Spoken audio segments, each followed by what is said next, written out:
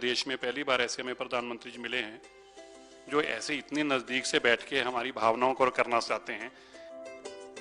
ऐसा being an educationist, पहले तो मैं कहना चाहूँगा कि नेशनल एजुकेशन पॉलिसी एक ज़बरदस्त डॉक्यूमेंट है और इसमें हमारी काया पलट हो जाएगी।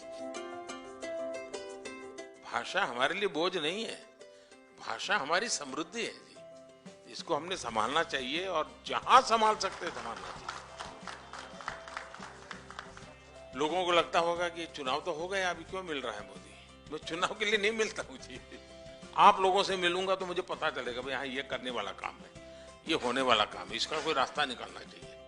ये कम्युनिटी की आपके साथ कुछ सिमिलैरिटीज हैं, जैसे आपका सीना इतना चौड़ा है और आप निडर हैं और आपने हर सिचुएशन में ये दिखाया और हर नागरिक सोचता है कि आपके होते हुए वो सेफ है और सारा वर्ल्ड आज इस वक्त जो है वो आपकी तरफ देख रहा है। और मैं तो मानता हूं जी देश डिसिप्लिन के बिना नहीं चल सकता है, नहीं चल सकता है। फाइनेंशियल डिसिप्लिन भी बहुत जरूरी।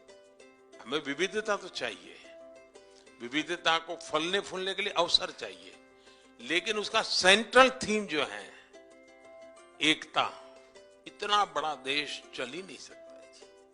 अब समय हमारा है और जो लोग कहते हैं भाई 21वीं सदी हिंदुस्तान की सदी है, ये मौका बहुत कम आता है जी। उस मौके को हम कैसे अपना बना सकते हैं? It's like a hug by the Prime Minister to the Sikh community today. आज का इंटेक मुझे जो प्राइम मिनिस्टर साहब से मिला वो ये है कि कौम धर्म जरूरी है लेकिन यूनिटी देश की उससे ज्यादा जरूरी है। Very important thing which we discussed today was the drug issue in Punjab. Now we see more of youth, even from enriched environments, from families which are doing very well socioeconomically, they're also getting into drugs.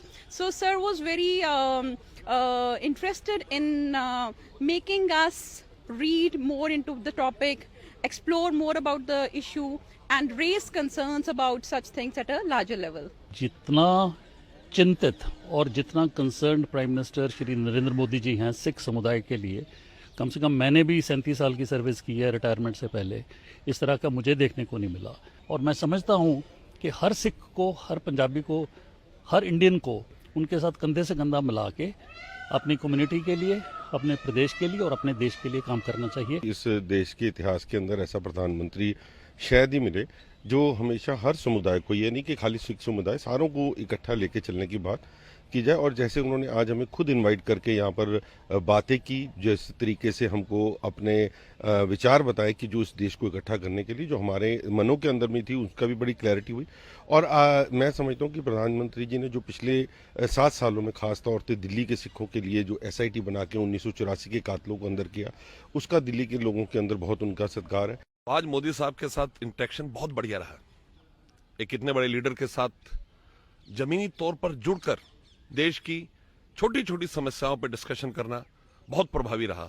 मैं ये कहना चाहता हूं कि मोदी जी जैसा prime minister अगर हम उनको पूर्ण बहुमत दें हर एक राज्य में, तो देश का मुस्तकबिल, देश का फ्यूचर प्रॉपर तरीके से बदल सकते हैं और हमें उस रास्ते में ले जा सकते हैं जिसके हम कामना करते रहे हैं। मोदी जी को देख के ही पहले तो उनका ऑरा से ही प्रभावित हुए, रियलाइज किया वो कितने सेंसिटिव हैं हर एक इशू पे।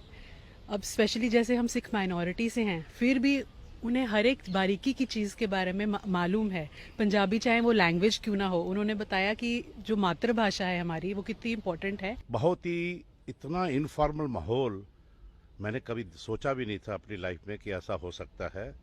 बहुत ही एक अच्छा महसूस हुआ जिस तरह उन्होंने समझने की कोशिश की कि सिखों के मन में क्या इश्यूज हैं, क्या उनकी एस्पिरेशंस हैं, क्या भावनाएं हैं और उनको कैसे रिजॉल्व किया जा सकता है। Prime minister has one us all over by making it a national celebration, the celebration of the centenary year of 550th year of Guru Granth Sahib end of course Guru Tegh Bahadur ji की जो शताब्दी है वो उसके लिए जो किया जा रहा है.